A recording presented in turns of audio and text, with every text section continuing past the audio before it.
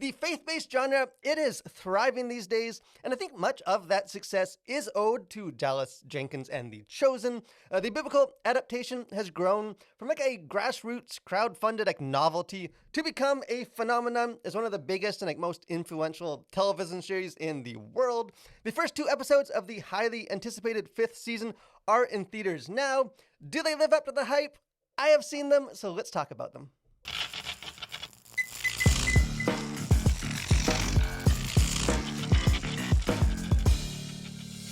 So, like I said, I think as a testament to the growing popularity of the show, the new season has once again been given the theatrical treatment, something that's almost like unheard of in Hollywood. The episodes may still be like structured like a television show, but I think they showcase just the tremendous strides that the show has made like cinematically, and I think they do feel worthy of like the big screen treatment, because these opening episodes reveal, I think, The Chosen just in full command of itself. I think confident, well refined, and just well acted to deliver a very engaging and like emotionally rich premiere that does maintain like the high standards the show is known for. And the first 2 episodes have been kind of released bundled together entitled Part 1, but there's just a ton going on in them. So for the sake of this sort of recap and review, I'm going to explore like each episode individually. So I'll link the review of episode 2 below. Encourage you guys go check that out afterwards. But without further ado, let's get into the premiere episode. So this 5th season has been titled The Last Supper, and each episode, at least of the ones I have seen so far, is like structured around that pivotal event.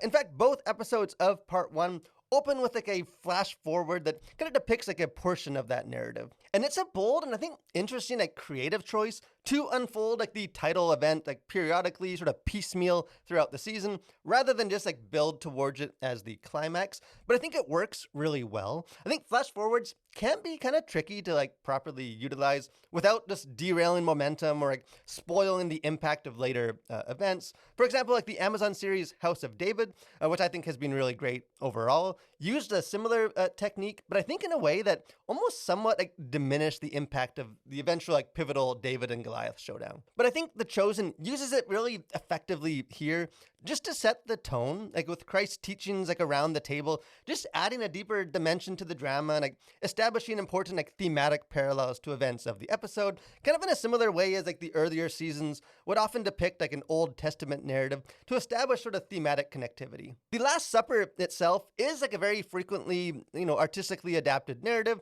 from Leonardo da Vinci's famous painting to the Paris Olympic like controversial opening ceremonies. In fact, this is not even the first time like this month that the biblical event has been depicted cinematically, with the Chris Tomlin produced Last Supper film releasing just several weeks prior. But I think The Chosen like distinguishes itself by approaching the event with an almost like suffocating intensity, because the episode's attention-grabbing opening is super moody and like atmospheric, and like the weight and anxiety of the coming days are evident in Jesus's demeanor, and it really colors the gathering with just like a deep sense of foreboding, because there's like an urgency to Christ's words that I think reflect the increased states of his earthly ministry, and I think The Chosen series as a whole, as it moves towards the end game. And tonally, I think one of the defining characteristics of this opening episode is how it kind of weaves together both joy and sorrow, because the ominous like tone of the flash forward kind of opening establishes a very stark contrast to the narrative events of like the main timeline, which picks up like 4 days earlier with Jesus's like triumphant entry into Jerusalem. The very like joyous cries of Hosanna, and then like the hooting and like hollering of the disciples is an almost like jarring juxtaposition to the intensity of sort of that Last Supper scene. And I think as such, I think it also like effectively captures just the competing like emotions within Jesus himself, where he is like burdened by the foreknowledge of what is to come, but also pleased by like, the proper praise and like proclamation of him as the Messiah. And I found it interesting that like many cinematic depictions of Palm Sunday have focused more on like the former, with like a solemn Jesus heading toward the cross. But here we do get to see Jesus like actually enjoying the moment and like allowing his disciples to revel in it, with Judas notably being the most enthused by the praise. And man, like Jesus declaring to the priest that even if he stopped the crowd from praising him, the very stones would cry out for him, and then like proceeding to ride into the city is just such a gloriously like crowd-pleasing like hero moment. Speaking of Jesus, I think in many ways this episode is just all about him. Now, obviously, Jesus has always been the show's like most important character, but he's not always been the main like focal character, kind of as implied by the name. The Chosen has largely been told like through the eyes of the disciples, but like I think as the cross approaches, Jesus seems to like take center stage, and I think as he has throughout the show's entire run, actor Jonathan Roumie proves once again to be up for the challenge with a very like nuanced and like earnest performance. And I've mentioned before like on this channel that like the theological concept of like the hypostatic union, that Jesus is both fully God and fully man, is just impossible to convey like cinematically. And so like adaptations typically lean towards one or the other.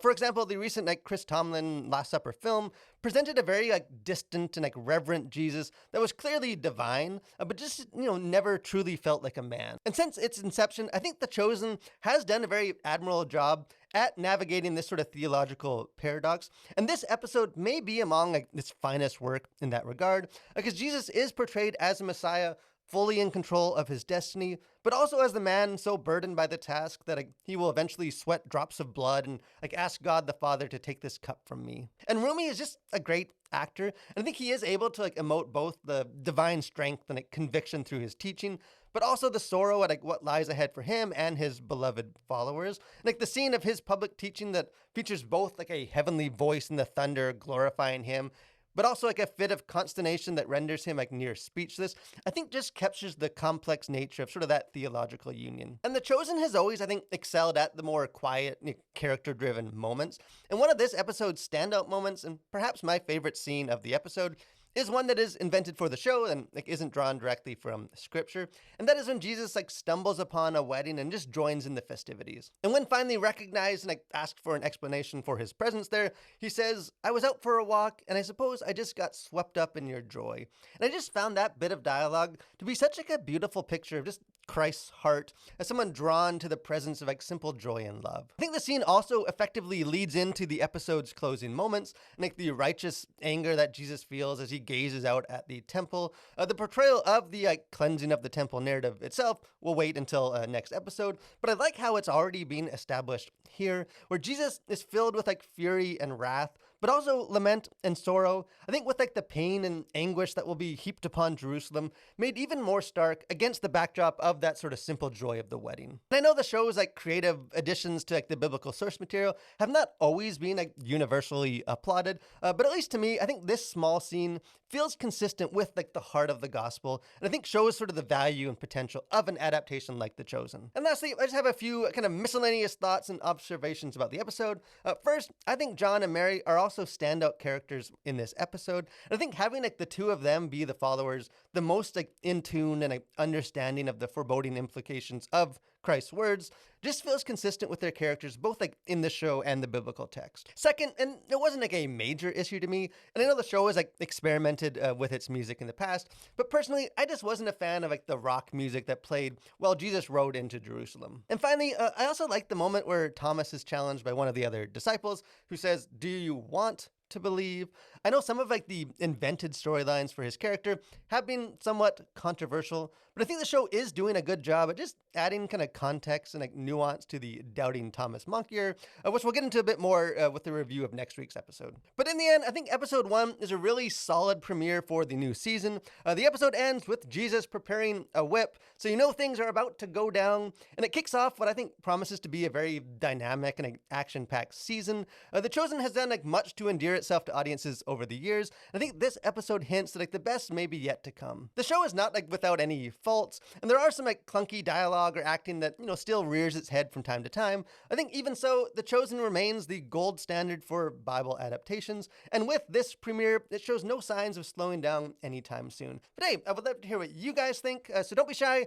Jump into the comment section. Let's have a conversation about it. If you haven't done so too, encourage you guys, subscribe to the channel, become a collider. Got lots of other movie reviews, got our Faith and Pop Culture podcast, got interviews, just other fun stuff. Would love to have you guys be a part of that. Most of all, guys, thank you for watching. Stay safe and continue to collide through the world for Christ.